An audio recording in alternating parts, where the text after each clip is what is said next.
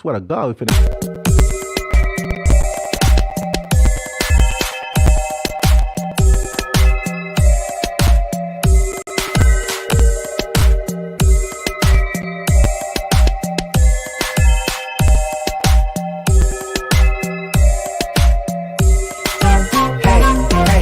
Touch my eleke.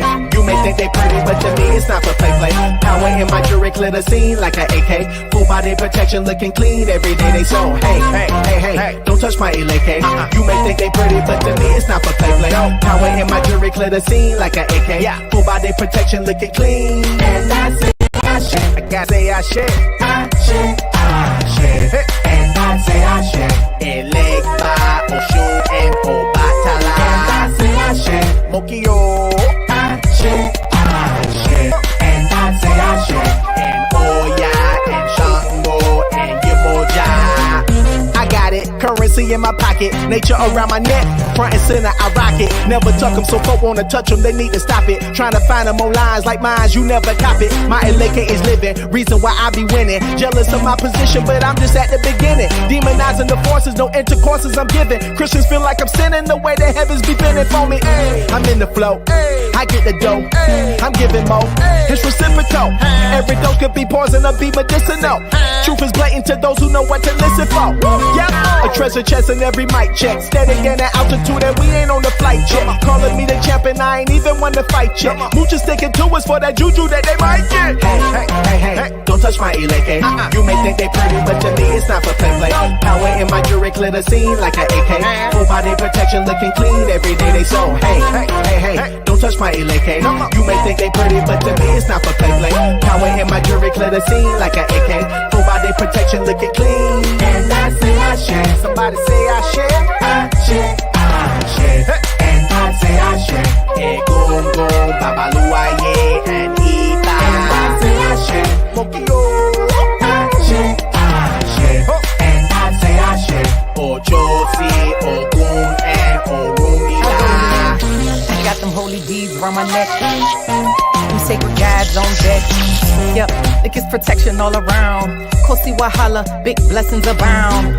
I'm open to receive all the things this universe has laid at my feet, and I'm walking yellow brick road and laid with gold. Oh yeah, I get it from my mama, she reigning on her throne. La Dekoju, Oriye Oshun, hell sea water goddess, keep that blade and some honey. Lord, she just keep going, hard to stop when she gets started. A river flowing, anointed from head to toe, baptized. Got Orisha by my side, and my eagle all around. Ain't nothing stopping me now, full force on them, full glow on them. Spirit realm said go, so I move for them, a walking altar.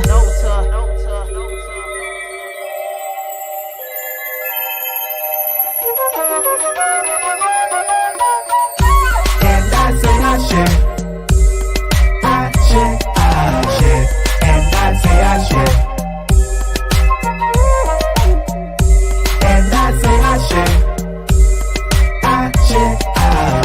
And I say I share.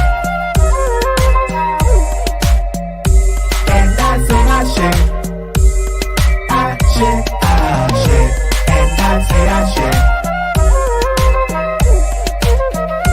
And I say I share.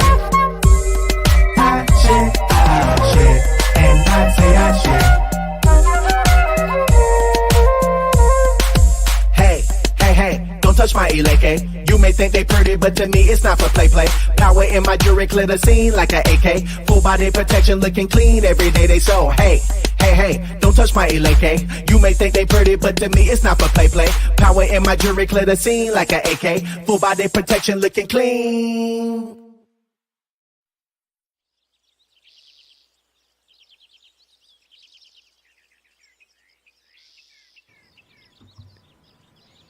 Yeah, see what we got. 1, 2, 3, 4, 5, 6, 7, 8. Woo! You done hit him, Baba. 10, 2, 14, 15, 16, 17, 18, 19. God. 20. Red day. Who this messing my count up? Alive for you, bruh. I told you we was gonna hit. Yeah. Shoot, I'm counting me and Baba out right now. I'm waiting on Sunday to come out, hit her. We good. She finding out right now. We checking in. Hold on. Good. About to hit him again.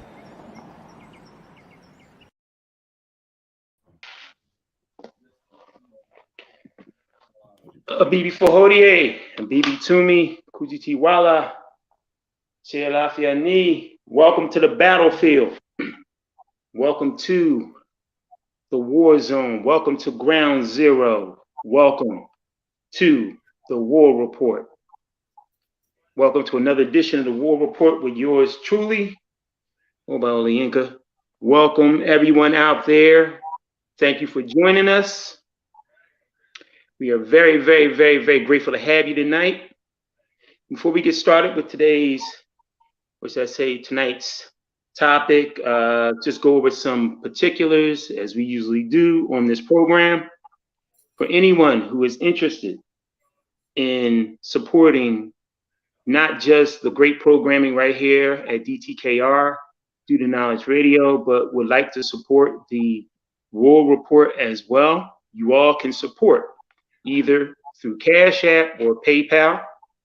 You can support Due to Knowledge Radio on Cash App at $ Knowledge Born Allah. Once again, that is $ Knowledge Born Allah.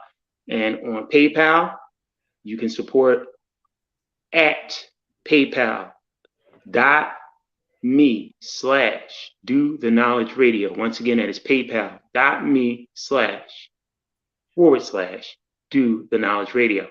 And if you would like to support this program, at the bottom of your ticker there, you can go right to Cash App and support, because we will definitely need all the support that we can get to keep this program running.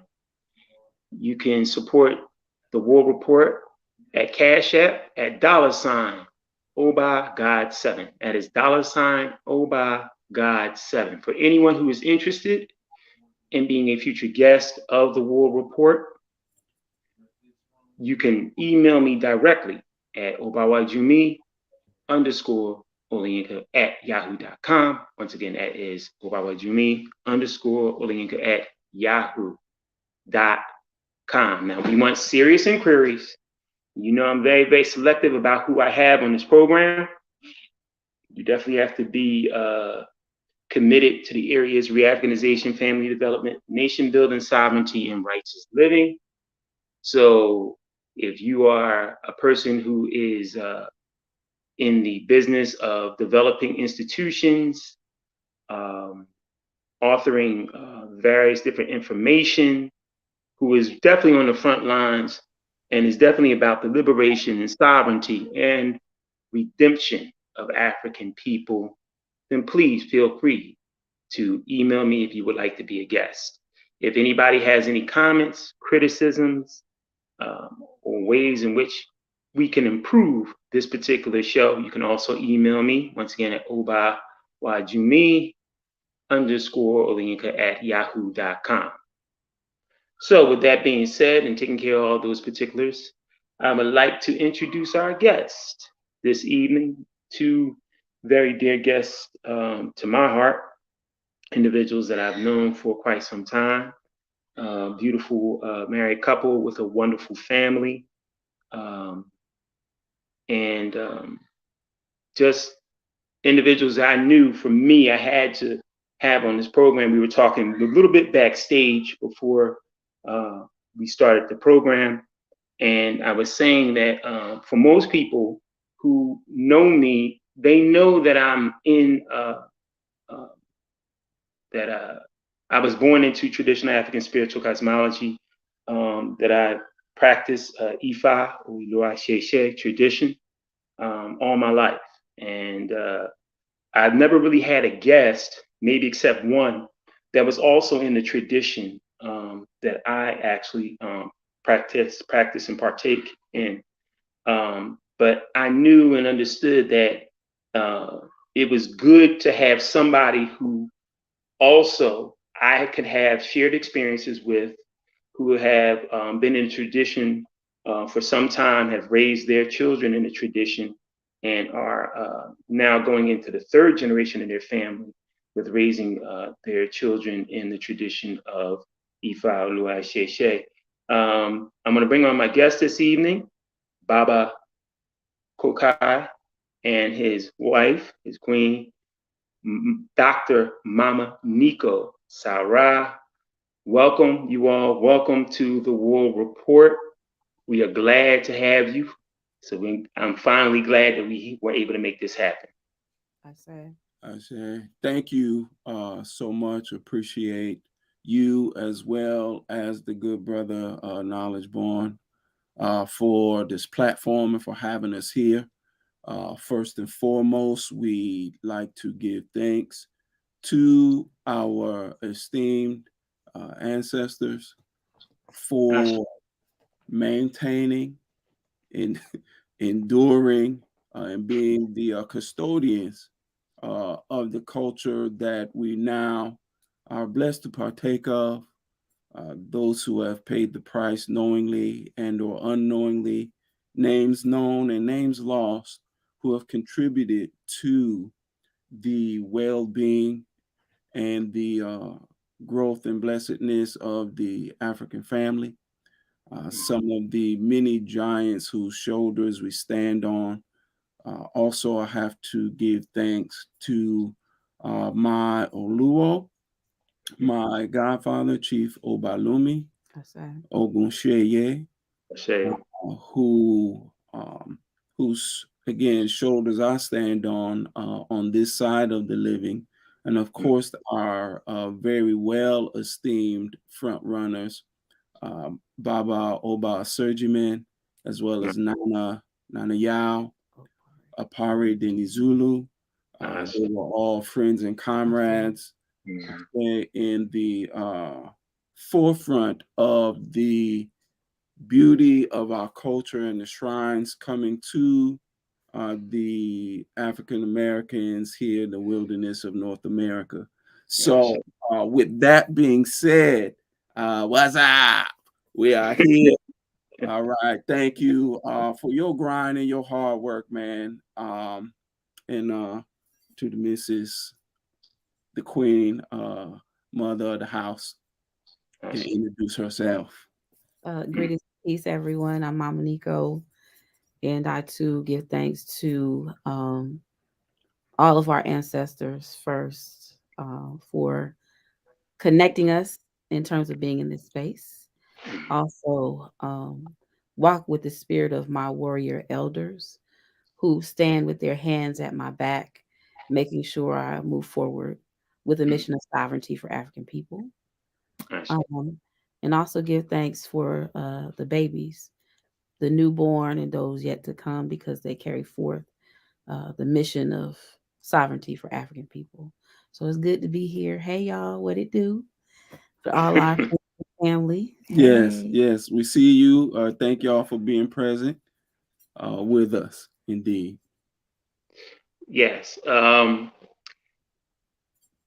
I usually, when I start each and every program, we have new viewers who don't know all my guests. So I actually have my guests give a little brief introduction about themselves. Don't have to be long, doesn't have to be an entire bio, but just give a little bit of background about yourselves and how long you all have been in traditional African spiritual cosmology, because we're going to get into that tonight, as well as talk about the African cultural restoration movement, which we now today know as the Sankofa movement, and its importance and significance in history. But for now, can you please give us a brief introduction of yourselves and, let our audience know who you are. Indeed. Pop said I'm up first, so that's him. I am Neico, Dr. Mama Neico. I am a wife of 25 years, a mother of 4, and a grandmother of 2 beautiful little girls. I am my day job is a professor at a HBCU in Florida. And I really enjoy working as a professor at university because it allows me to work with students who are, coming into their consciousness. So they're oftentimes seeking knowledge and understanding. And so we get the opportunity to provide the appropriate context, worldview analysis. I've been delving into African spiritual tradition for over 25 years, 26, 27 ish. And my passion is the Akan tradition. So I've been, working and studying in the Akan tradition. And of course, our family's mission follows a Yoruba path. So we do all things Ifa. And I, of course, across both have stay very richly connected to my ancestors again, whose shoulders we stand on. So they are here with us in this space, and I give thanks for being here. I mean, I can give a little bit more detail, but I don't know what else you need. More time or less? Okay, let's do that. I say. All right. That's great. I am known as Baba Kokahyi. All right. Also known as Oshuni Kole. And I am also known as Pop Pop. So and Pops. So we as mentioned, we have been married for 25 years. And at the point of our union, we both were very involved on our path in traditional African spirituality. I am a priest of Oshun, 18 years. I'm also what in our lineage we call double crown. I am also a priest of Egun of 19 years. Okay. My path and my family lineage being Isheshe Fa as well as Vodun. And that has been, that's the life mission. So that's where we are with that. I'm a very proud graduate of Tuskegee University, as well as FAMU University.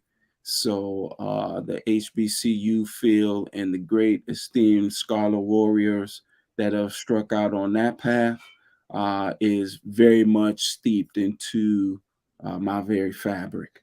That Booker T of Pull Yourself Up by the Bootstrap, that Marcus Garvey, and that whole brilliance of the African genius. That's my life. That's what we do. That's what it's about. Okay. All right. My first question for you all tonight is a very, I guess, general question to start off with. My first question to you all tonight is what particular significant event in your lives led you down the path of traditional African spiritual cosmology? And the reason why I ask quickly is because of the fact that traditional African spiritual cosmology or traditional African spirituality is not something that is quote unquote very popular amongst the masses of African people here in America that I know of. You know what I mean? Yes. I could speak for other places. Maybe I can't speak for other places around the globe, but because I'm here in these hells in the belly of North America, I can speak to what pretty much caters to the African palate. And traditional African spirituality is not one of those things. Most of our people are involved in Christianity, Islam, Judaism, and so forth and so on. But there had to be some significant event or events in your life that led you down this particular path. So can you talk about what led you down this path? Because everybody's story is different. Yes. Would you like to? I have a story. And so and I often like to share this story, and I won't it may be an involved story. So okay, me. let me share this thing, because first I was born in a family that had a lot of what I'd say spiritual, cultural holdovers, memories. However, and when I say that, meaning that if you lived in a household where you accidentally swept somebody's foot with a broom, if you know what happens after that, then you know what I'm talking about. If you was in a household that don't know nothing about that, then you probably was in a different place. Okay. But the initial experience obviously was very uh, much so being steeped in a holy Pentecostal type church setting, ring shouting where laying of hands, speaking in tongues, and or getting the spirit was not abnormal. It was actually the expected and the norm. And I'll never forget where I was being prepared for leadership in that path, and I went away to school.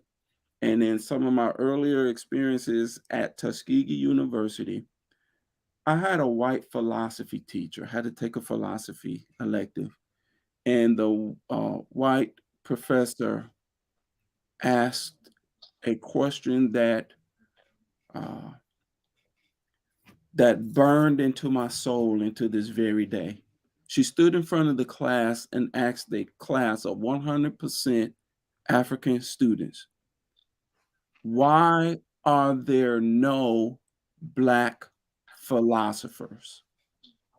I mean, like, you all may have had like Martin Luther the King. That's me. That's what I heard. She probably said Martin Luther King, but I heard Martin Luther the King.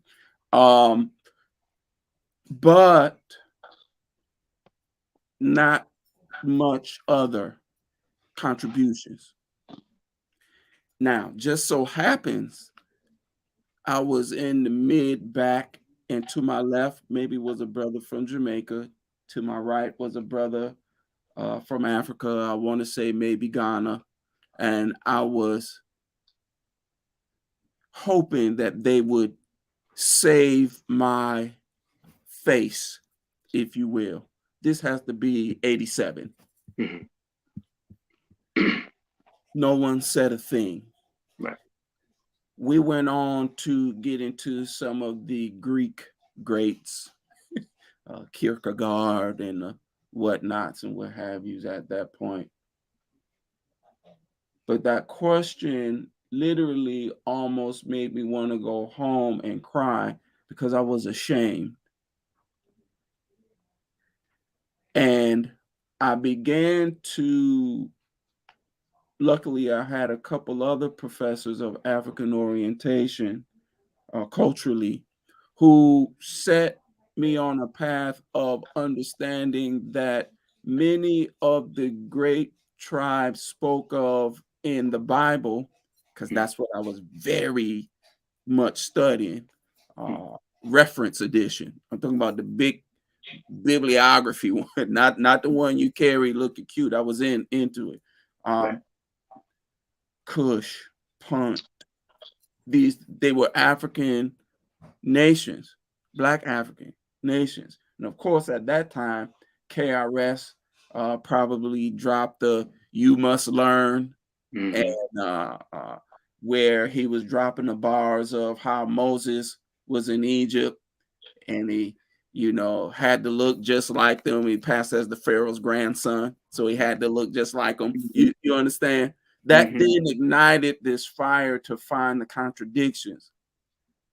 So when I began to find the contradictions, and meaning that white people weren't as superior as history would say they were, and that Africans made some contributions and did not get credit for those contributions, I started on my path of looking into ancient Egypt, right?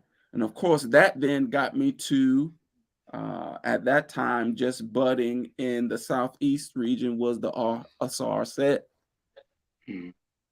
realm of doing, doing spirituality and learning the science in that regards.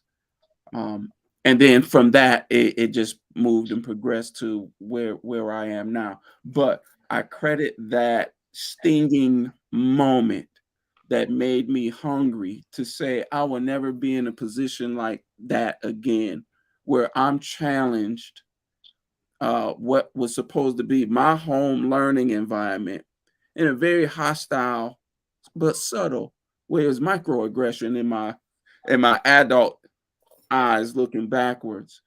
But I appreciated that moment and vowed that I would never be in that position again, where I would not be able to handle ancestral business with excellence.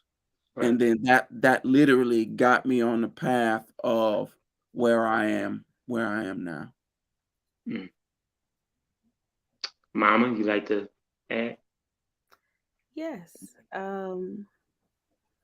I always credit my ancestors with my journey to African spirituality. And I listen.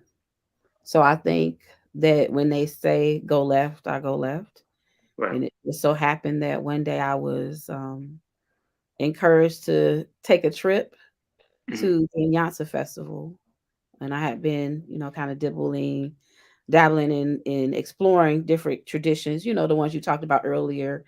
That was not how I was different from how I was raised. I was raised with basically no tradition, but my father said Islam was the one to tell people until we find what we're looking for. So my father was a member of the Black Panther Party for self-defense. So we had a political history, but not a spiritual history. So during that time in my development, just freestyled and listened to what the ancestors said. And one day they pointed me in the direction on some sacred land in Mineral, Virginia, and I entered in Nyansa Chrome. And it was there that my eyes were open to the beauty of African spirituality and tradition, as well as the power of it.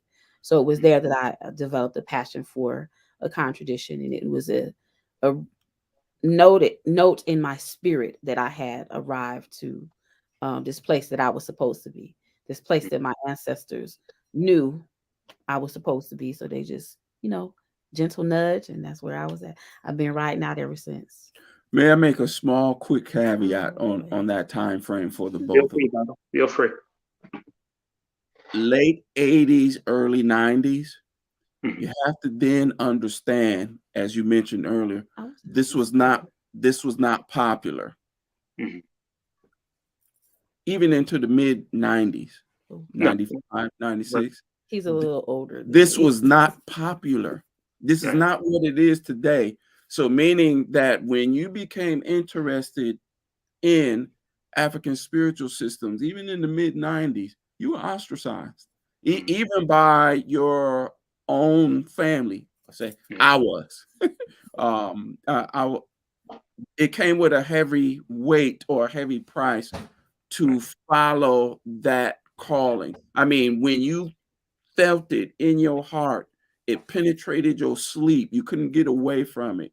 And you knew that at all costs, you was going to follow that.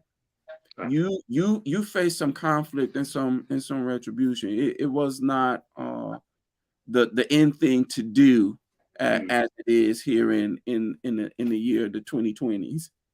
So it carried a lot of weight. It carried a lot of stigma at that time. I just want to say that, because you have to understand the gravity of when you feel that love and you embrace it. It came with a price. Yeah. I mean, I can't say I identify, because you all know my story, but at the same time, I can identify with the price that comes with this. Absolutely, and there's a price that comes with this, and especially when you are a first generation, second generation family. You know what I mean? Who got it straight out of the chute in the 60s and coming into the 70s. And I was born in 71. There's a weight that comes with living this way of life. So in that, I can understand the weight that comes with it, but they're just two different ways in which we approached traditional African spirituality. But it was something that EI said that was a tremendous segue, in that a lot of, and this leads to my next question. There are a number of people, young people, who are coming into this tradition. So the tradition is gaining popularity. Yes. In this day and time, in the 21st century, in 2022. Many of them who are coming into this tradition have an idea of the spiritual significance of it, the importance of ritual, whether it is the veneration of Orisha or it is the veneration of ancestry, or what we call in the Ifa tradition, Egungun. They understand the significance of it and what it can do for them and benefit them individually, but are not taught to look at what it can do for the whole of African people in terms of condition. So they are taught the importance and the significance of the spiritual aspect of this tradition, but they come in with no political, social education. And one of the things that is missing in their education is the importance and the significance of the African cultural restoration movement, the Sankofa movement, which we call today, which is really a missing piece of history, which many people do not talk about outside of the particular community that we belong to. Can you talk about, and you and I have shared many, many stories. My father, who is, Yoluo, shared with me from the time I was a little boy many stories of the establishment of the African cultural restoration movement, that many African people turned to Africa, began to change their names, began to wear traditional African garments, began to practice traditional African spiritual systems, began to embrace the drum, embrace traditional African dancing, embrace all and encompass everything that was African on a cultural and spiritual side, but also understood that we needed to utilize African spirituality for our liberation and our sovereignty. Why is it that young people today, my question is, why is it that young people are missing that piece today? And why isn't it necessarily being emphasized? Beautiful question. Would you in a work capacity where you may see and interact with the youth like that, I and have your a short instruction? answer. I was just going to yield to you. There you go. I yield to you. I say. I yield to the doctor of the house. Come on. The young folks don't have context for the political struggle because we had a black president. It's really very simple. They pulled the wool over their eyes and they made them think that the enemies of Africa are not our enemies. And so they don't see, I tell my students that we're in comfortable captivity, which was something I believe Jacob Carruthers said, that we as Say that again. Comfortable captivity. Come on. By Jacob Carruthers, I believe is where I got it from. But the emphasis is just the idea that as African people, we don't see the struggle. We see the fancy iPhone or the ability to drive a car, but we don't prioritize the significance of the killing and murdering of African people, Black African people in the streets, in the jails, in all schools, all the places that African people are in their homes. So they don't understand the significance of the idea that we are at war. We are at it's a protracted war. It's a subtle war. We're still captives. We were never returned back to. So the idea for these young folks is that they think all is well. So the popularity of African spirituality is just, I need me a Baba, because that's what people do. But they don't understand. And I think it progressed our elders were race people, and that's what they emphasized. We prioritize race. They wanted to be the blackest black of them all. And in the later generations, we kind of let go of that. And so younger folks don't see the priority as not pressing. So they want spirit, but without the political. And we must have this warrior position when we bring our spirituality. And when we, we must be spiritual warriors. Solid. That you know, this is not a easy question that you asked. You and I have discussed it a number of times, because many nights. One of the things that we find with comfortable captivity is that it gets or only becomes comfortable when you also allow yourself to be ahistorical. Okay. When you do not pay attention to the full process and what happened in the historical travel, okay, we have to first understand that there was a very important moment where when the shrines came to African Americans, right, you have to recall that it was pretty much almost at that time some of the great leaders of the world that would come soon to become was studying here in the US as students when the onset of what we would call the Black Power movement began. They were watching what the Black youth of the US, those on the college campuses, were doing. So when the African spirituality came to us, that began to be infused. We began to see the importance of the role that our culture played, which I have to say is a new thing for African Americans, okay? Because our whole living had been under the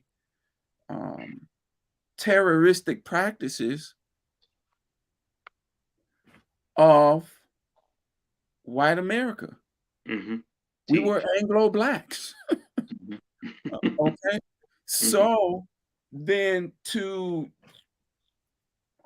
reconstitutionalize our fabric and our mind frame to saying race first and becoming under the tutelage of warrior scholars who began to explain why that perspective is important and not with a malicious energy, but as Mama Marimba Ani would later break down for us, is that culture serves a purpose of the people. And in its most intrinsic basic program, there is a survival thrust. Okay? And if you begin to do things that are counter to your survival, or you do things that are not in the best interest and image of the continuance of your family lineage, then, as Baba Kobe say, you have one of the most dangerous perspectives that a human could have, and that is cultural misorientation. That's our biggest struggle right now. So when we got off of that frame of thinking by design, as the 80s come, okay, and now these terms like post-racial, come on, man. You know, we could see where the uptick of imprisonment, heroin, crack, guns. Here's the thing that blows my mind, just trying to be a little student of history. Heroin, crack, AK-47, Uzis, All of these are international items. Mm. These are things that people can acquire who have boats, planes, passports, and a cousin at customs. Mm. These aren't the things that when they flood our city, that people who haven't been out of town, downtown, or across town should have. You're talking about a class of people who don't even have passports, have international military grade drugs, ammunition, and weapons. Mm. Those things show to me unilaterally how our elders got compromised. Mm. So we can look at the youth and say, y'all don't have these, there's some deficiencies in your development, but you have to then, I think, lovingly critique the generation before it. Mm. And I say lovingly critique because we can't misplace where the real critique needs to be. And that is for those who dumped that stuff in our communities and gave us no safety net. Mm. That's where the real blame and the real critique and the real iron that's been in the fire need to be pointed. Mm. Right? No one in the world internationally came to do anything for Black people locked in the urban cities when everything we were dealing with was way beyond our capacity to have generated and or secured. Mm. You get what I mean? But there was some people, God sent people, ancestral sent people who were scholarly and who were warriors and who loved Black people enough to decode the game. Mm. And would find some people who would listen, that they would give that to, that we now say, these are the tools that we have to utilize. African things for African problems. Outside of that, it don't work. You have to use African methodology, African tools to solve African quandaries, even though it came from outside. And so this thing of this teaching that we got to get and put back on the youth, I lean very heavily to Nana Dr. Clark in this, and that is that there are many things that we entertain and deal with that don't help our people at all. It's garbage. Throw it in the trash. If it does not help and or advance our family agenda, let's put it in the trash. It's garbage. Right? Simply put. But now those who know and know better have the awesome responsibility of again trying to raise up the integrity of this fabric and our relationship with the youth. Because right now they've been trained to play with death and not even entertain life and living at all. Okay. But all of that is by design, and it feels good while they're playing with death. Okay. If playing with death was a scary thing, we wouldn't do it. So we're being seduced, okay, for agendas that are outside of our best interest. But we on the case. We're on the case, and we're doing, the best that we can with what we have to re-energize and revitalize the direction that we have to go. I apologize for saying that too deep for so long, but it really gets up under my skin, and how we sensationalize. If you got a leggings and if you was wearing these African fabrics and whatnot, but we don't do the deeper study that if you have lifestyle and practices, your psychology, your education, your family design, all of that cannot be in contradiction with this thing that you say if you're an African spiritualist. It can't be in contradiction. These things must be consistent.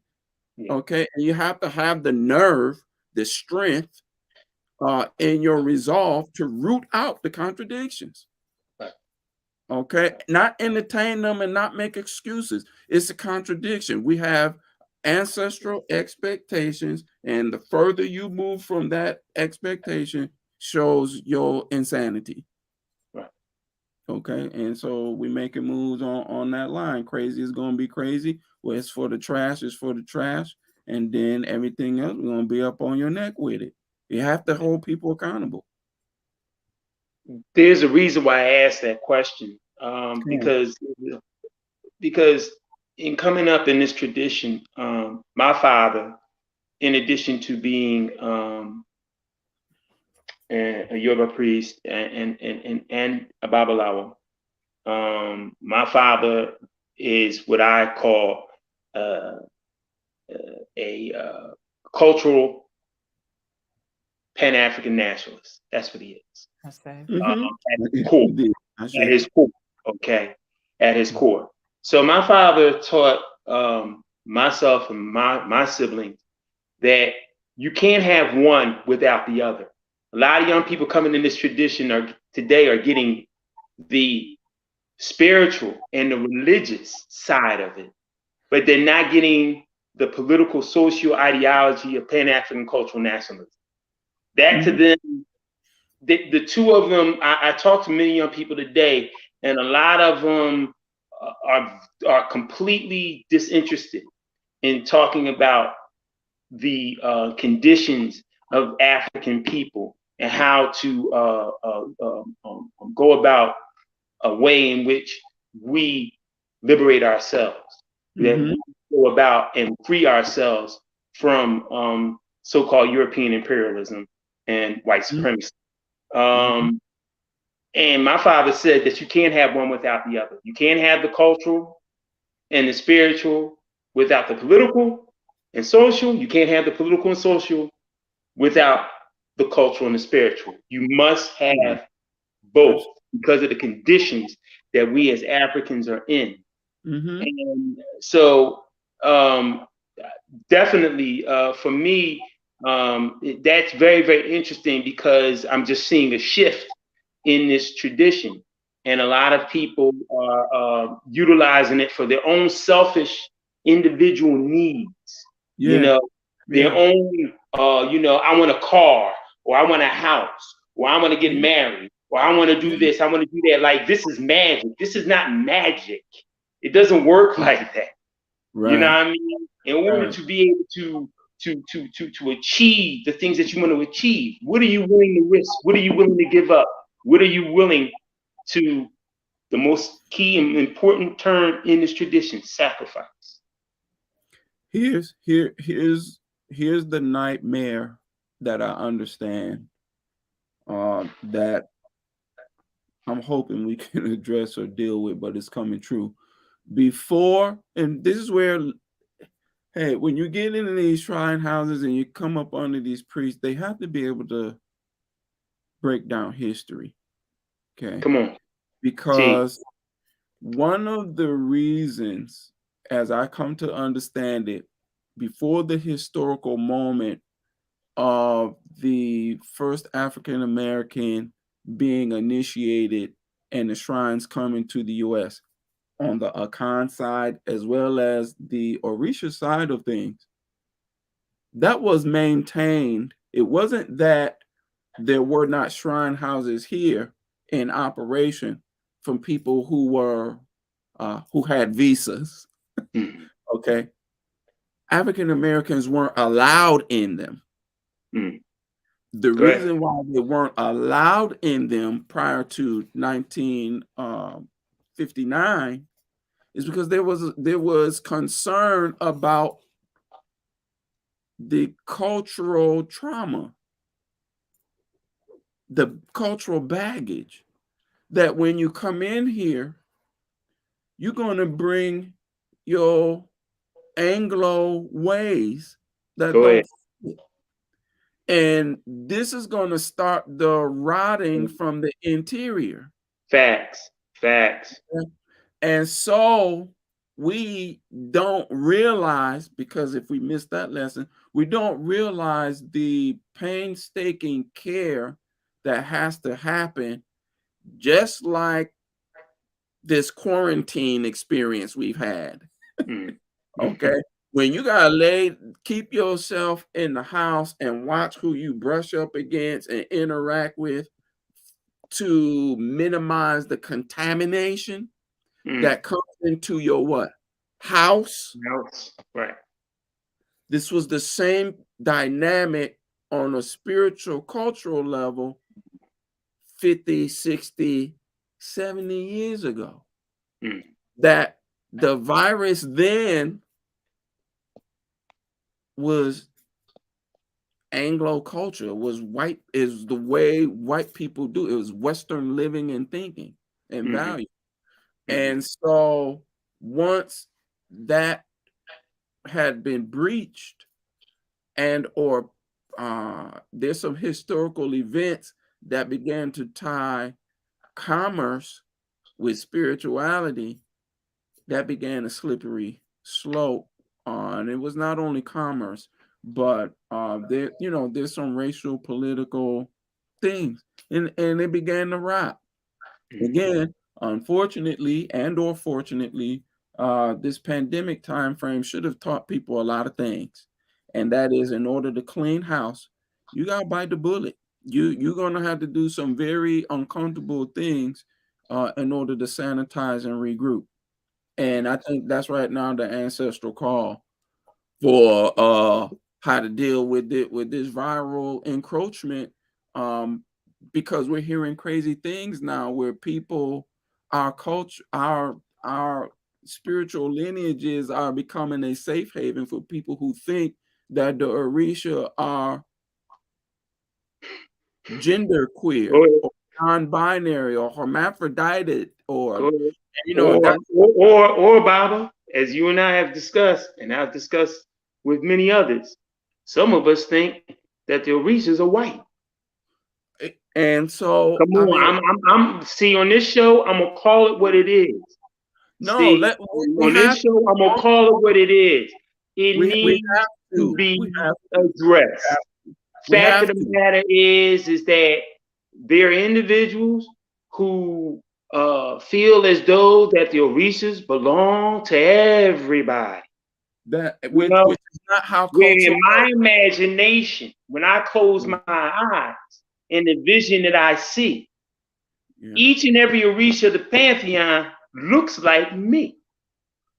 Whether they're a female or male, because as you know and I know, you can be a son of and a daughter of, it doesn't make a difference of a particular female road or a male road of a particular Orisha. But in my mind and in my imagination, God and the various different aspects of that one God being manifested in the Orisha look like me. If your God don't look like you, as Dr. Clark said, you need to give that God back or throw that God in the trash. Okay? Hey man, facts, as the youth say. Say less, as the youth say. Period, as the youth say. So we have some very heavy work to do because of the way the West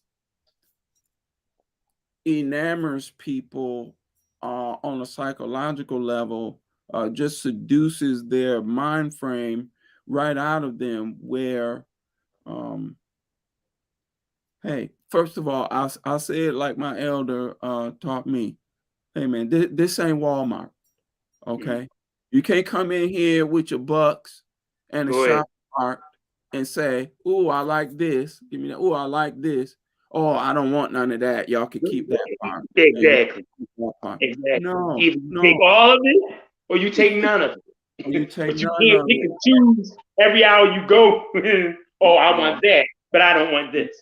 Hey, or the shrine houses have to get to a level where we go back into inoculation practices and cleansing and but anyway, I ain't gonna take no more time on that. I'm sorry, but I actually want to see what this is why the youth get on that tangent though, is because they don't hear the dialogue, like this of where old school. So I had the opportunity of coming in with old school ruffians hardcore protocolists were still alive, and you were going to do things the way that they did and said. Now you got people who are popping up and being leaders of shrine houses, and they do it exactly like the parents that they are. They have non-parenting skills. They raise themselves, let alone raise other people in a tradition. So I give thanks that I came up in a space and time where you understood what it meant to be a part of a shrine house, and you were raised and trained, and you had protocol, manners. You did all. Now you have a bunch of just naughty, lawless spiriters or witches, as they like to say. That right there tells me that you ain't even in. You ain't even in here. No, baby. I'm just saying. I was waiting for you to amen me or something. And no, I hear you laughing under your breath over there because I'm. Anyway, man. Look, Mama Neico too quiet over there. Look, I want you to, go on and. I'm gonna be quiet. I'm talking too much. She making me do more because she feel bad. You did. I want to hear what you have to say about it, Mama, because I know that. I answered the question first. You did. I clarified what his. You answered the wool over the young people's eyes. You did. Okay. That's why this work is so important. You see people, watching the show tonight, this is what we go through on the War Report. We try to, hash out who's going to say what when.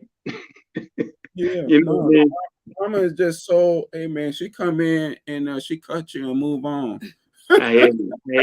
Now, one of the things I'm going to talk about is with African spirituality, there are a lot of misconceptions. There's a lot of misinformation out here about it.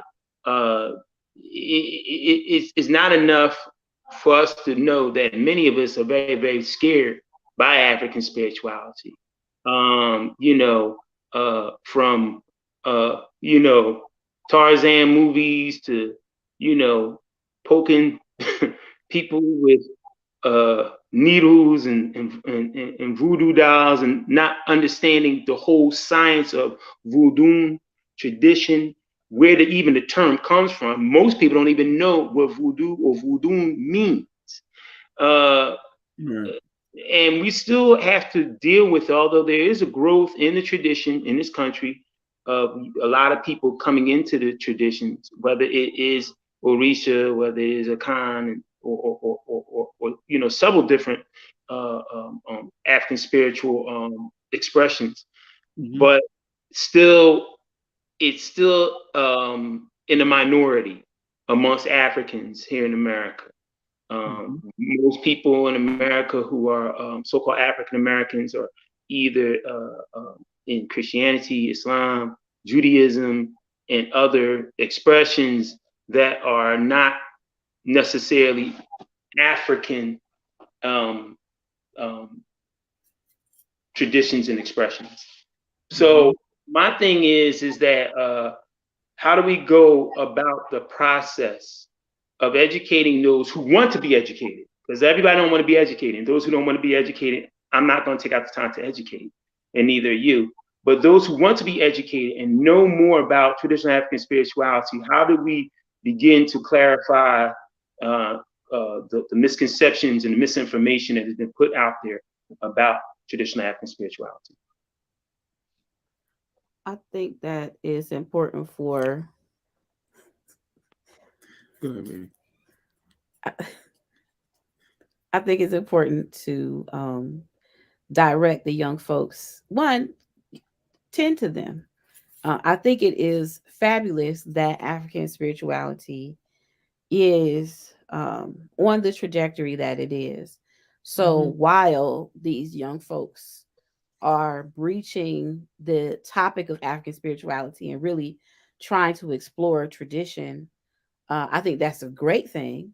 The idea then is to get them to a place where they have some understanding about what is in order and what is out of order. So that just means creating spaces for them to learn and make sure that in the shrine houses that they choose to join or the babas that they choose to connect with, they understand they're not asking for eons, they asking for babas. That, which is the point that they have to understand that there's a balance, that it should be duality. There should be balance in how they come to the shrines, how they come for divination. It shouldn't be, because Yoruba and Ifa is just like every other tradition when it comes to the people. People come and get initiated and have issues, and they bring their issues to the work that they do and how they engage people. So the young folks need to have some discernment when they are dealing with or making decisions about who they want to have divine for them, who they want to have do their work. And as African people, spirit is very serious. So we have to take a very serious position about, am I going to allow this person who is chaotic and disruptive usher me into my spiritual journey?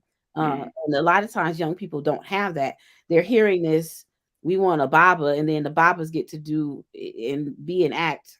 However, and we need to correct that. And we also should add the idea of spirituality for sovereignty for African people, meaning we come into this thing because it's a war tactic.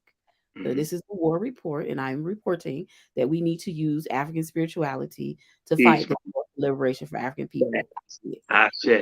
There should be no waxing, no waning, no confusion.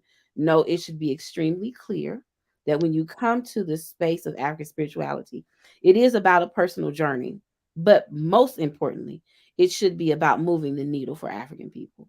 So if they are in a space where it's just about, the beauty of it, that's good. It's good to have that space, but we need to make sure that we're building a foundation for some clarity for the mission. Baba, Pops. Hey man, what? I'm gonna be very brief with this. What you always I'm gonna try. No, here's the thing. The internet is a beautiful thing, but it's a scary thing. Go ahead. Because it's hard to qualify what's actually out there. The best thing a person can do who's interested in African spirituality is find a place and or community that is actually doing it and practicing it, right? And secondly, please know and understand, just as Mama Neico greatly outlined, people have issues. And the way African spirituality works, probably like no other, probably very much so like any other place where leadership is concerned, you're going to inherit the strengths and the weaknesses of said leadership when you're under their tutelage. So you should approach African spirituality the way you should approach dating.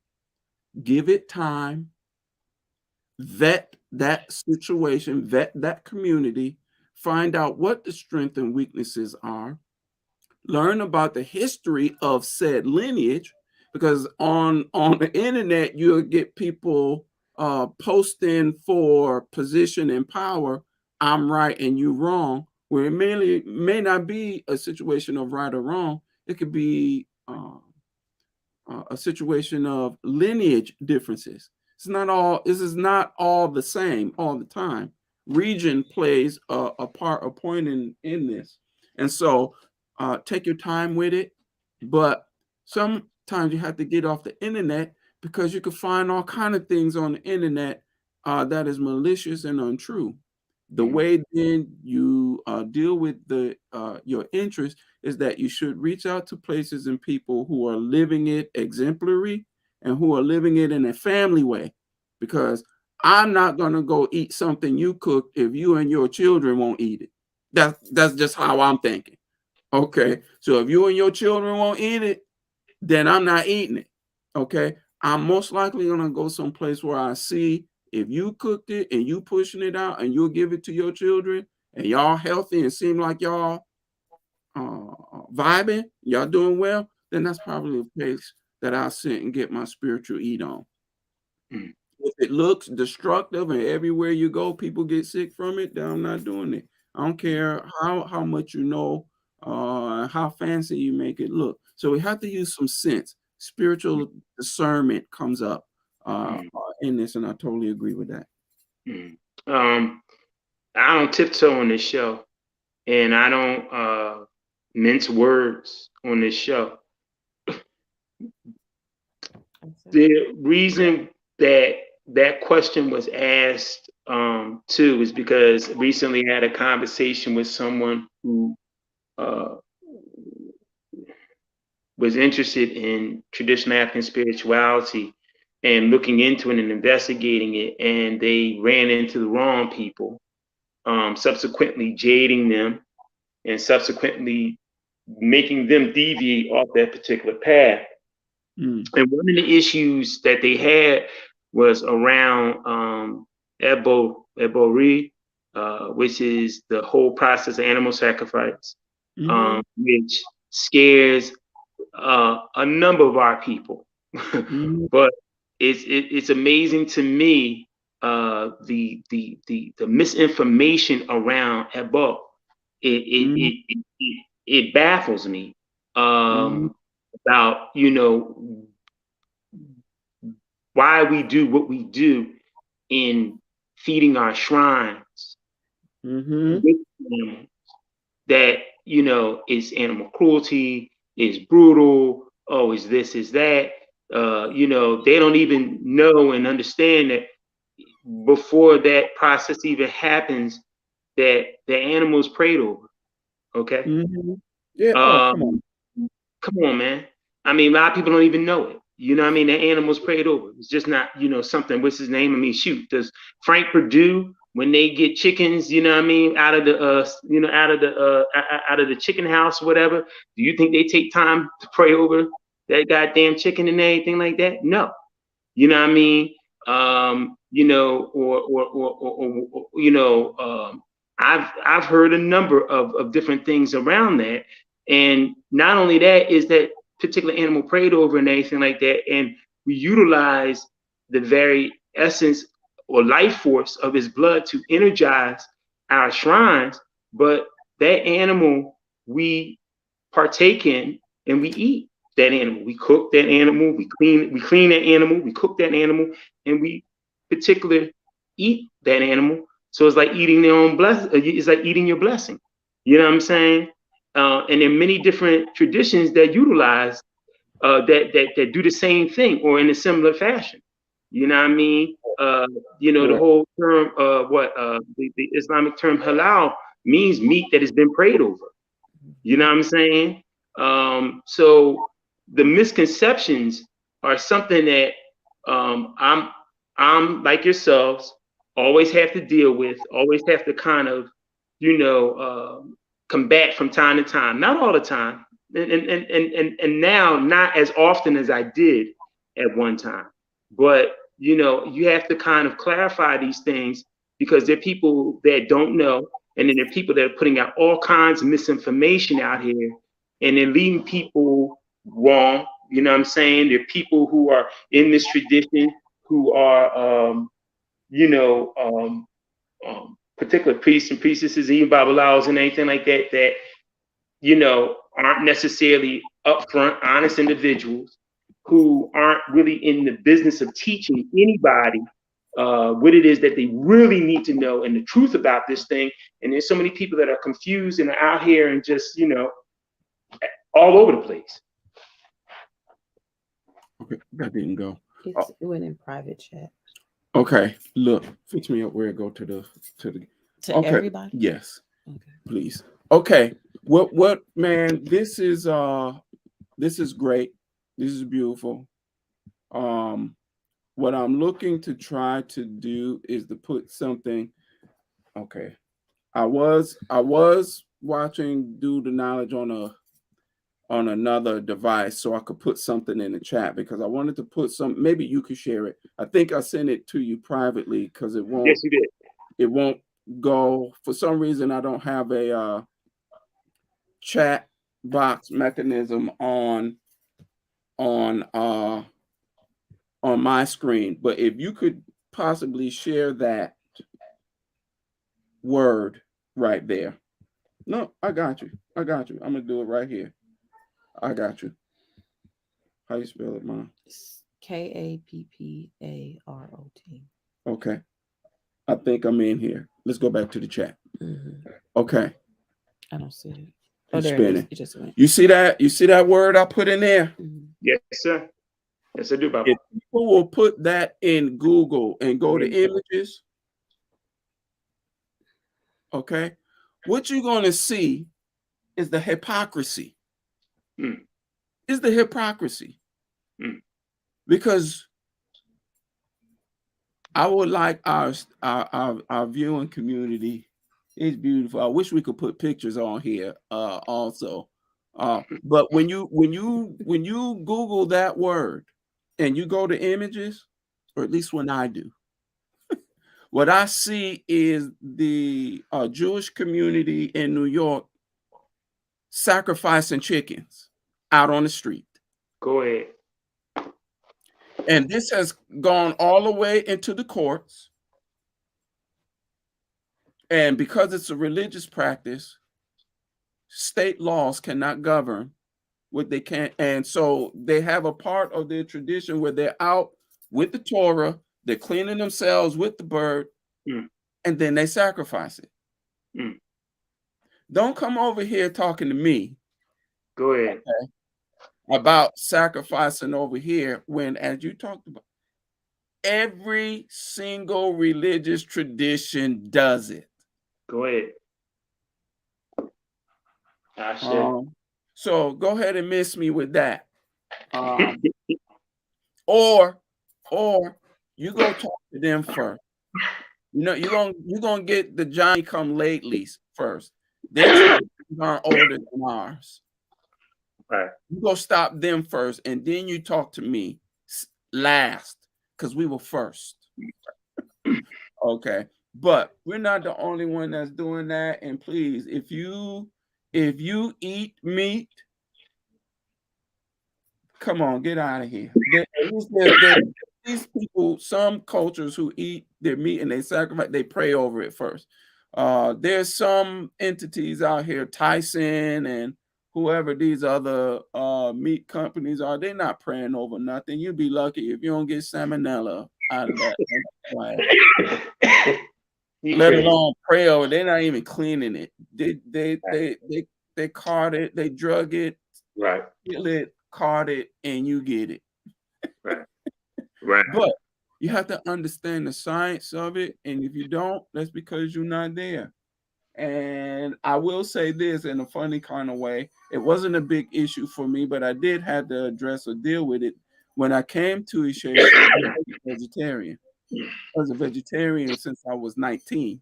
I came to Ishe a couple years after. Right. So I had to grapple with where that was going to go in my value system, right? Because you can't, this is not a situation, you're not sacrificing carrots and peas over here. That don't work. You're not sacrificing a block of tofu. That don't work. Blood works. It's not Walmart. You're not going to take some and then leave others. You have to take the whole package, or this is not the place for you. Facts. Facts. I'm just going to get into a couple more things.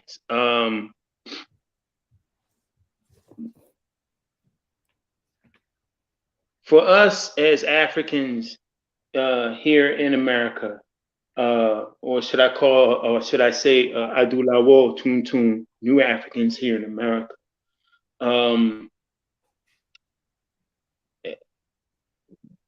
we understand that through history, that the Haitian Revolution, or the Revolution of Haiti, and I asked this question last week to my guest, Professor Carl Tone Jones, the same thing, that he and I both agreed that African spirituality was the thing that was able to help us as Africans liberate us from the largest and most powerful army in the world at that particular time, the French, under the leadership of Napoleon Bonaparte, and that we got results out of African spirituality. Haiti or Haiti is one of the very few examples that we have, amongst a few more, and there are a few other examples in which we utilize African spirituality to liberate ourselves as African people from European occupation.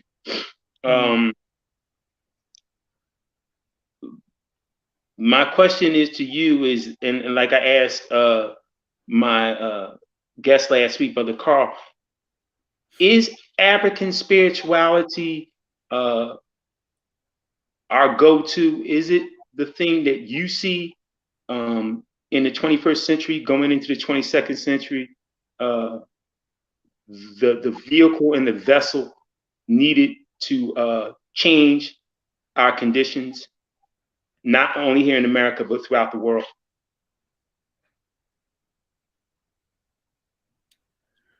Because this is the war report, and because this is not a platform that we can control and maintain in a sovereign type of way, I will say yes. And I'm not going to say the hows and the whys, but I mean, if you do this, come on, this is Do the Knowledge Radio. Just go do the knowledge on it, period. All right. If we get into the studying of it, what they did, why they did, and the outcome, I mean, it's historical documentation. Okay. And what a lot of people overlook and miss, I'll just say this one little caveat: the French wasn't the only ones that had their hind parts handed to them. Mm-hmm. Also the British and the United States. They all came to France's aid. Mm-hmm. And because of the entanglement and great loss on the French and U.S. side is what really started the Louisiana Purchase. But you go do the knowledge. That's the reason why. And I know a lot of people still ask, well, why does America treat Haitians so bad? Why? You don't understand because you ain't do the knowledge.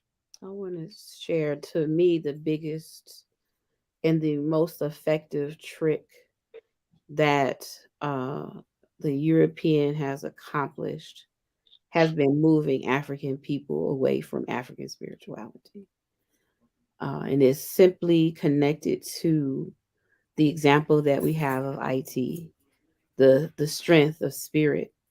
And so one of the things that I share with my students is just this idea that they tell us run from, like you mentioned, the voodoo dolls and the animal sacrifice. Meanwhile, they are the ones who are running to Africa to get initiated, to get running to Haiti, to do voodoo, to do research study, and then justify their actions and behaviors.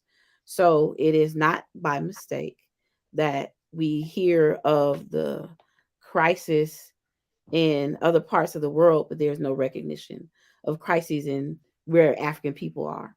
So the challenge for us as African people and those who know tradition is to encourage young folks to explore the traditions of their ancestors, to know, to be able to dig deep into the idea of spirit, to connect to spirit, so that you can understand how deep it actually really is. And a lot of times the young folks aren't getting that on the surface level. So but they're getting into the tradition, but they're not getting into the tradition. So it is important to spread that information and knowledge about the power in these traditions. Absolutely a must. Absolutely. Mama, talk about the particular event that you have coming up. Actually, it's a conference in April. What exact dates are that again, Ia? We'll have activities and events April 4th through the 9th. Right. And I have the link with me, but We do psychology. One of my degrees is in psychology. So, Black psychology, or the theory of African Black psychology, has been very instrumental in challenging Eurocentric ideology and Eurocentric thought, putting in and kind of really addressing the biases in terms of treatment of African people throughout the diaspora, but primarily in the United States. So African Black psychologists, some which have been mentioned in our talk, have been really pushing the agenda of understanding who we are as African people from an African worldview or cosmological cultural perspective. So our identity has been disrupted post enslavement, during and post enslavement. So when we talk about connecting to African spirituality, we have a disconnect. We don't know how to connect, but we do because it's a part of us. So African Black psychology kind of deals with that, the science of African people and who we are, so that we can understand how to heal things such as ancestral trauma. How do we heal and then move towards vindication for our ancestors and for liberation? So at Florida A&M University, we have every year, I believe this is the 40th, we were debating if it's the 39th or the 40th annual Black Psychology Theme Week. So we have an entire week that is dedicated to breaking open understanding of what Black psychology is. It's popular now because all the white schools heard the apology from the American Psychological Association, where they said we were biased in our discussions of eugenics, our acceptance of eugenics and colorism and mulatto hypothesis. Talk to the students about how all that progressed to project this bias of African people, or this myth that African people are inferior. So the conference is actually dedicated to understanding and addressing how we look at research from an unbiased or a more culturally consistent position, culturally consistent with what African people need for our sovereignty, need for our liberation, need for our survival thrust. So again, in the conference, we're going to address a whole entire week of, this real brain science on how African people move towards sovereignty. How do we think as African people? How do we experience spirit as African people? How do we deal with every area of our lives that is connected to what African people do? That means music, that means culture, science, how we read, language, all of those things that we'll talk about and address. So the conference again is from Monday, April 4th through April 9th, Saturday, April 9th. And the part of the conference is Black Psychology Theme Week. So again, we're going to spend a whole week addressing theories related to psychology from an African cultural perspective. From hair, we'll deal with the psychology of hair. The Crown Act, came through, and Black folks have been dealing with the bias and the racism of African people not being hired for jobs because they have African hair, or children kicked out of school. Children kicked out of school because they have locks, braids, all those types of things. So the conference will address those types of things. And there's something every day. We'll talk about relationships on Monday, and African male-female relationships. We'll have the Association of Black Psychologists president-elect. We'll be addressing some components dealing with women in the field. And then we'll have a couple sessions, one on hip hop. As Auriki, I'm very excited about one of the that's one I really wanted you to talk about, that whole thing. And can you just give a brief definition of Auriki for those individuals who do not know? Of course, we all know, but I'm gonna yield to Baba for the brief definition of Auriki. Okay. Oh, now y'all want me to talk? No, I'm just playing. I'm messing with you. You're a mess, man. Auriki, people would generically say is Yoruba praise poetry, but it is a science of invocation as well. And so it is the wordsmith, word science is the African genius of veneration. Yes, and veneration. It is the most craftiest of things where we can blend history, who and what you are, give new nicknames to it, names that evoke this power essence of you, and we praise it and venerate it all at the same time, as well as grounding it in a incantation, if you will. And so it is a very broad thing about Auriki. And if you kind of split the word Ori in Yoruba means head, and Ki means to salute. All right. And so there are these things that are on us, that come with us, that is contained in our head, that when you serenade it and you call it out, it can emerge out to the forefront by your invocation, so you can adulate it in a way that it goes to work. Boom, boom, boom. So my genius can call out your genius and put it to work through incantation type of poetry in a very generic sense. So when it comes then to music or hip hop in particular, Right. So came together from have a co-convener, a young gentleman named Amoa Salam, and he's taking a class with Dr. Greg Carr. And Dr. Carr at Howard University has a course called Hip Hop as Auriki. So I wanted to convene a panel that kind of addressed this idea of the damage that the music industry is doing to the young folks, and not giving or providing music that is uplifting or for our liberation. We have some, but really, how do we move the needle? How do we change? How we heal? We heal in music. So if we can address how hip hop is used as Auriki and look at both sides of the coin, then what can we do to address people like you played at the beginning or was played in the opening, Tahir RBG or Stigalo. don't touch my leg. Right. Those type of artists who are pushing or at least honoring where African people should be, and what African people should be absorbing in their consciousness. That is, to a degree, some component of spirit. So we want to address kind of like the idea of hip hop as Auriki, which is something that Dr. Carr came up with, and then kind of really move the discussion around, we're building these strength Aurikis, these things that praise what African people can do while critically analyzing some of the challenges in the industry.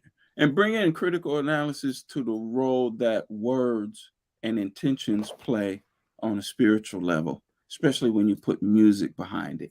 You know what I mean? Those are all the elements of ritual. And those things can be used for upliftment, and they could possibly be used or weaponized. So we want to talk about all that and get into that wordsmith and word magic that Black folks our genius just proliferates. It's what Bible Khalid Muhammad used to call. He said that you have to utilize your music as a weapon. It has to become what he called a cock hammer. It has to become a cock hammer. It has to be a weapon. You know what I mean? Against European, so-called European imperialism and white supremacy. It has to be a weapon. If you're not utilizing it as a weapon, then it's not helping us. It's not helping to enhance the minds and the spirit of our youth. And anybody who listens to the music is nothing redemptive. There's nothing empowering about it. So it's got to become that cock hammer. So you're right about that. I just want to ask, and this is for exploration. I do not pair, and my students will get in trouble and have to do push-ups in the classroom, the term supremacy with anything other than African. Go ahead. Oftentimes, we like to affirm, even in our reporting of what it is, this notion of supremacy. So I would challenge you and the people in the chat to begin to think differently. And this was something that was given to us by Mama Marimba, or was it Marimba Ani? I said to us, she challenged us, maybe a Bako Sam Soon some years ago. Call it what it is. Maybe it was it's not supremacy, it's terrorism. So again, we oftentimes will pair the word with those others and I refuse to use it. And I want to encourage you and all your friends on the Do the Knowledge Radio in the War Report, don't pair the word. This is a war tactic right now. That is a part of affirming something in their identity, which is not the case. We are the melanated people. We are the ones who are rich in spirit. We are the ones who can connect dots that they can't. So when we talk about superiority and supremacy, we humbly take that position. But we have to stop as African people using them two words together. Giving an Auriki to so here's the thing. When you call it white supremacy, that is an Auriki. Why you just said it? No, shut it down. Right there. No. I'm saying, and I'm saying let's shut it down. Let's shut it down. European colonizers, terrorizers, oppressors, because that is in line with their behavior, not just with African people. We know they've been terrorizing African people. That's by all of these Black women who have been killed violently, right? We're gonna shut that down. They're not just violent to African people in America. They're violent to all people everywhere, especially people violent of color. To the land. They're violent to the earth. Yes. So we want to challenge ourselves, African people, all the listeners. Do not pair the word, even in writing, because that's affirming something that should not be affirmed. And I don't know where we were, but I just had to do a pause on that. That's it. Hip hop has Auriki. I kept bridging the bridge. That's the Auriki. Yes. And we won't give them an Auriki for that type of behavior. I say. So we're gonna get into it. In that session is Wednesday, April. That's like 6 or 7. Yes, in the evening it'll be Wednesday, April 6th. From 6 to 8:30 p.m. We're going to have a physical option and a virtual option. So we'll be on Zoom broadcasting, and people have a chance to engage. We're calling it a summit because we really want to dig into the science of hip hop, the science of music as healing, music as something that can change the game for African people. And I love your comment about Khalid Muhammad, because that's bringing that ancestor into this space, and I appreciate that. Is there a place or space where people can go to find a link for itinerary, the events? There is. Yeah, I was going to ask. Okay. I don't. FAMU. Okay, I'll try to pull it up. We have a bit.ly, but I have to find it. Okay, we'll come back to that. And then I can also put how to reach me or to find me is just drmamaneico.com, drmamaneico.com, and that's how you find all of us. But there will not be a link to the I can put it there, but I'll find the link for registration for the conference. The conference is $20 or something like that for people who want to attend, and so I just have to look for the link though. It'll take me a second. Okay. So as we're about to get ready to close out, any final thoughts, Baba, while Mama Neico looks up that information for our viewers who may be interested in attending the conference?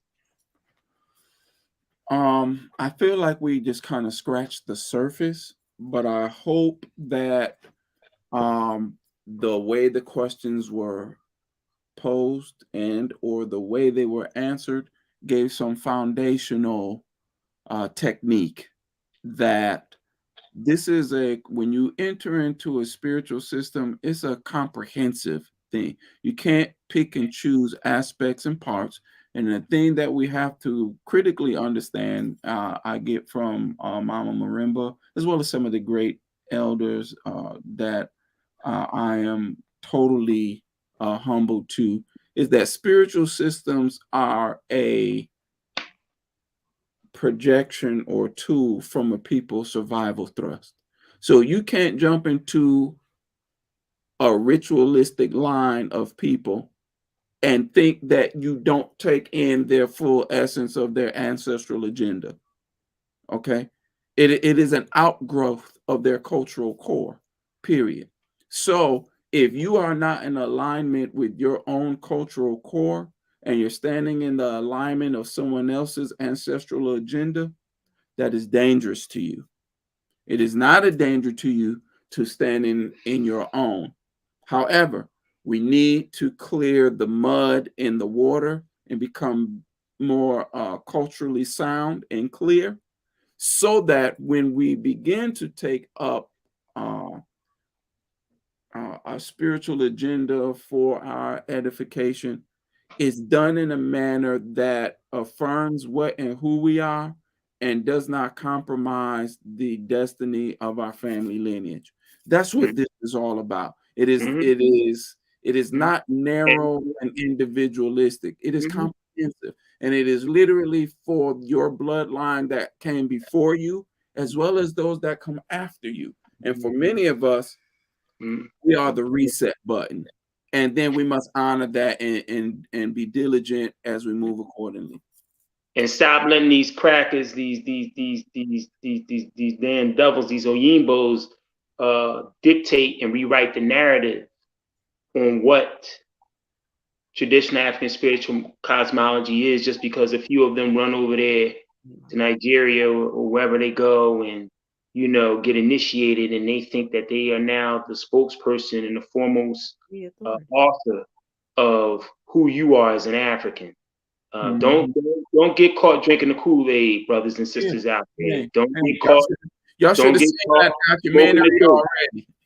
If you missed it, you're not doing the knowledge. No. There you go. If you missed it, you ain't doing the knowledge. I said, just go watch the documentary. I am not able to find the link for because it's all the way over there. So if you contact you, yeah, they can if people are interested, contact me. There's a contact form on the website, on my website, which is being worked on, but on the first page you can send for contact information, and then I'll send emails out for people who are interested, and also give it to you if you have places where you post stuff. And it's Dr. Mama Neico, DrMamaneico.com. I'm not sure. And so I will also look, because there's not like a website or anything like that. I did want to make this one point about how European people in first primarily, and then the enemies of Africa secondarily, have gone about changing our consciousness. We oftentimes don't even think from a perspective of conscious cultural identity. So in this work, in getting knowledge and all of those types of things, I would encourage for those who are on the path to African spirituality to research, to walk.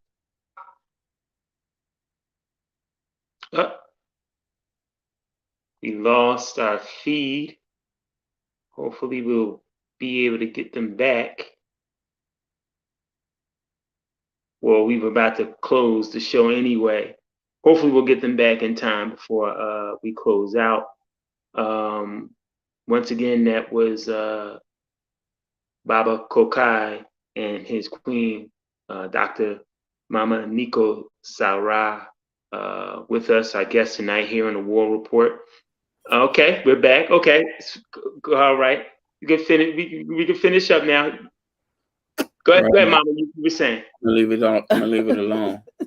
I was just saying it's important, one, to make sure that on this journey that people use the spirit of discernment in terms of walking the path to African spirituality, but also challenge yourself. One of the things that Marimba Ani would say, Mama Marimba would say, or is encouraged to not to remove the Yorugu from your consciousness. So that's a lot of hard, deep work to think about how European people have infiltrated the African mind. And so they're in our African spiritual spaces because they're in our minds.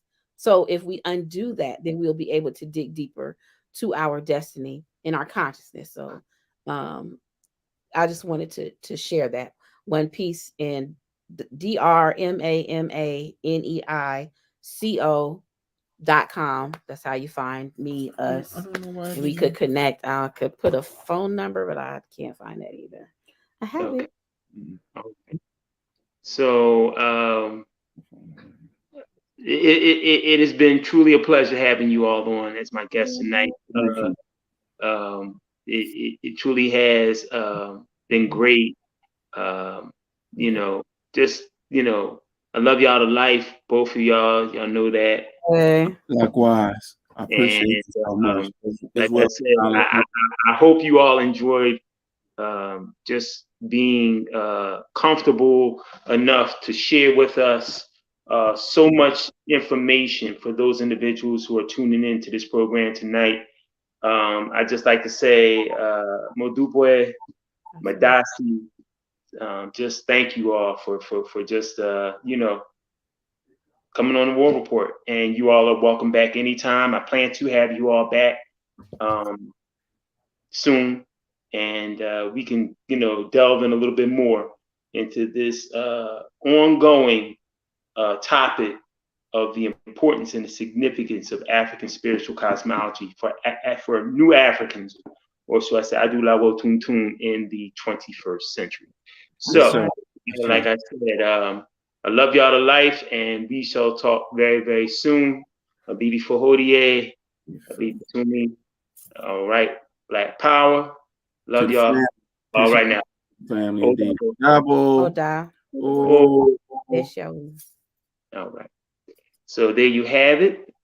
The Sauraj, Baba Kokahyi, and Dr. Mama Neico Saura. Thank him for being our guest this week. Once again, for individuals who would like to support all the great programming here on DTKR, Due to Knowledge Radio, you can go to Cash App or you can go to PayPal. And on Cash App, it is $ Knowledge Born Allah. Once again, that is $ Knowledge Born Allah. And on PayPal, it is paypal.me/Do the Knowledge Radio. Once again, that is paypal.me/Do the Knowledge Radio.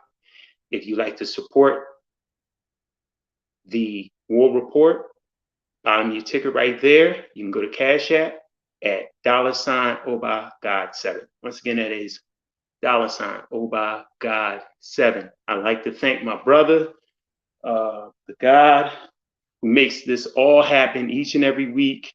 Without you, this would not be possible. My brother, Knowledge Born Allah, the founder and CEO of Due to Knowledge Radio. He's the unseen hand working the boards in the background. Thank you, my brother. Modupwe. And I will be back next week right here on the battleground, right here on Ground Zero, right here in the war zone, with another edition of the War Report with yours truly, Oba Oliyinka. As we say each and every week, Habibi Fohodie, Habibi Tumi, Kutiti Wala, Odabo, and Black Power. See you all next week, 7 p.m. Eastern Time. We out. Yeah. Stiglo, aka Stiglo Swag Mode. EP Enterprise. Rap Entertainment, Manny Green, I see you. Brethren. Blue. Sham Sincere, Black Dot. Kokahyi, Double. Special. My mind's right. My mind's right. My mind's right. My mind's right. My mind's right. My mind's right. Had to buck 'em down with my 9mm. My mind's right. My mind's right. My mind's right. My mind's right. My mind's right. My mind's right. Had to buck 'em down with my 9mm. Fine. If we gon' grind, let's grind. I'm 9 tenths, 9 dimes, 10 cents, 9 times. If 10 cent times 9's 90% in dimes, then I'm fighting against the 10% controlling your mind. Yeah, I'm fighting against the 9 to 5, controlling your time. Fighting crime, fighting the Pope and 9, patrolling our kind. That's a 9. Asking for mine, you must be asking for 9. As for mine, no, that's a sign, can pass a 6 for a 9. That's a 6, no, that's a 9. You see the shape and design is the same, but the value changes if you flip it one time. I'll explain. The value changes if you flip it one time. With exact shape and design, you call a 6 or a 9. 69, the cancer sign is yin, it ain't redefined. Out of 10, I'm at a 9, I'm 6 and 6, better 9. Okay, 999 and plus to a key, a 999 plus a buck from a G. Right angle, 90 degrees for like the 90s to me. me. 89 and the 93, we gon' gas it and dry the beat. See the circle ringing in G's, current coil. For energy, current coil. For DNA, a 9-volt in the battery. 9 lives, 9 lives, 9 pilots divide. Take a square with 4 sides with 9 boxes inside. Let's call it tic-tac-toe. X and O's, no actual lead. 3 months for 30 days, be a 90-day guarantee. A state of emergency, in a state of emergency. 9/11, a 911, no denying the urgency currently. For currency, some music, 9 to pay rent. Keep it 100, like $99.99. 9/10, dressed to the 9 in my size 9 shoes on my wave, like a 1980s breakdance move. On my grind, dressed to the 9 in my size 9 shoes on my wave, like a 1980s breakdance dude. My mind's spray, my mind's spray, my mind's spray, my mind's spray, my mind's spray, my mind's spray. Had to buck 'em down with my 9mm. My mind's spray, my 9 spray, my mind spray, my number 9 spray, my mind spray, my 9 spray. Had to buck 'em down with my 9mm. Wa-da-da-dang, wa-da-da-da-dang, eh. Wa-da-da-dang, wa-da-da-da-dang, eh. Wa-da-da-dang, wa-da-da-da-dang, eh. Wa-da-da-dang, wa-da-da-da-dang, eh. Wa-da-da-dang, wa-da-da-da-dang, eh. Wa-da-da-dang, wa-da-da-da-dang, eh. So special.